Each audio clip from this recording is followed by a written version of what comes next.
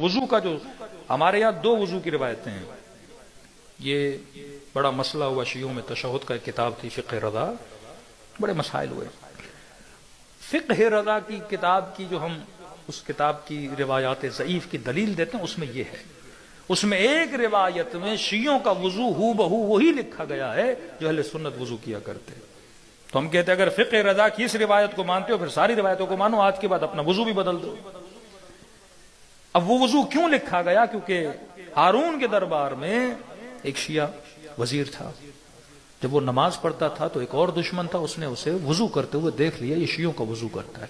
بادشاہ کو جا کے شکایت لگا دی، قبلہ یہ کون ہے؟ شیعہ ہے۔ تو بادشاہ نے کہا مجھے یقین نہیں آتا، یہ ہمارا ہے؟ کہا نہیں، یہ شیعہ ہے، میں نے دیکھا یہ وضو کرتا ہے تو موسیٰ کاظم کی طرح کرتا ہے۔ صلی اللہ،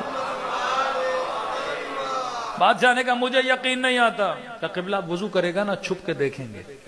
کہا ٹھیک ہے۔ اب ان کو پتا تھا یہ کس ٹائم اٹھتا ہے، وضو کرتا ہے، دونوں بادشاہ وہ پیچھے کھڑے ہو گئے۔ اب جب اس نے وضو کیا نا ہو بہو بادشاہ والا وضو کیا، وہ پریشان ہو گیا، کل اس نے وہ وضو کیا، آج یہ وضو کر رہا ہے۔ چند دنوں کے بعد یہ امام سے ملنے گیا زندان میں، یہاں غالباً خط و کتابت کی۔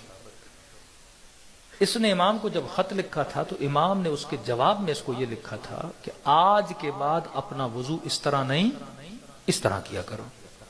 یہ ہے نا وسلموا تسلیما، امام نے کل کہا اس طرح کرو، اس نے کیا، پھر کہا اس طرح کرو، امام سے چون و چرا نہیں کیا کہ مولا میں 20 سال ایسا وضو کرتا رہا، اب ایسے وضو کیوں کروں۔ شیعہ وہ ہوتا ہے جو امام کہے سمعن و طاعتن، اپنے امام کی بات کو کیا کرے؟ تسلیم کرے۔ یہاں پہ اپنی مرضی نہیں ہے، یہ وہ اطاعت کا عالم ہے۔ امام نے کہا وضو بدلو، اس نے بدل دیا۔ کہتے کئی دنوں کے بعد پھر امام نے اس کی طرف خط روانہ کیا کہ اب اسی طرح وضو کرو جیسے پہلے تم کیا کرتے تھے۔ اس کے لیے معمہ بن گیا، اسے پتا نہیں تھا۔ پھر جب امام سے ملاقات ہوئی تو امام نے بتایا تجھے پتا نہیں تھا، وزیر نے تجھے دیکھ لیا تھا، بادشاہ تجھے چھپ کر دیکھ رہا تھا، ہم نہیں چاہتے تھے تیرا راز فاش ہو جائے، کیونکہ اگر تو اس کی دربار میں ہے تبھی ہمارے شیعوں کی مدد کر سکتا۔